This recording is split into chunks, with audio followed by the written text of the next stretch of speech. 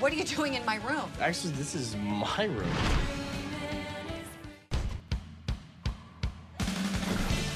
I think for my generation in particular would be anything from the Disney Renaissance, which was the series of films in the early to late 90s, which, you know, Little Mermaid and Aladdin and Beauty and the Beast and so forth. There's these groups of films that generations have watched for a while. That's probably their first experience with music as a storytelling device, because it's you know, you think, oh, you're a kid, it's a cartoon, we'll just play it for the kids. And when you get older, you go, oh my God, that's one of the best films ever made. Like, these were fantastic Oscar-winning films. So those are all the kind of gateway drugs to the kind of more heady intellectual stuff.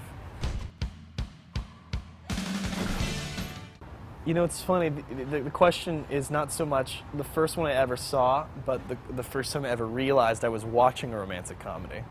Because you don't really think about it. It's just yay, a movie. I like watching TV. The first romantic comedy I ever remember really liking. How about that? Probably Harry Met Sally. But that's also one of the most famous staples. It's one of the best. It is the comparing point for every great romantic comedy ever.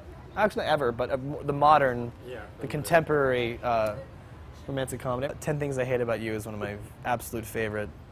That's a really great one. That's the wonderful thing. I treat romantic comedies like I do the blues. You know, the blues is a 12-bar structure with a predictability and a form that doesn't change.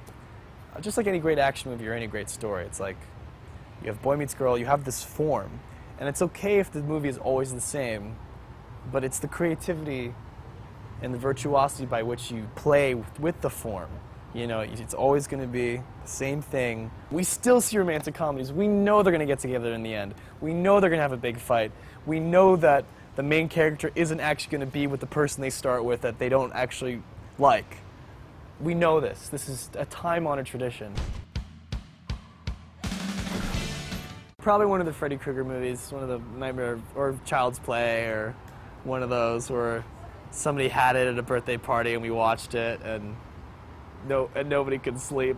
I remember being so scared.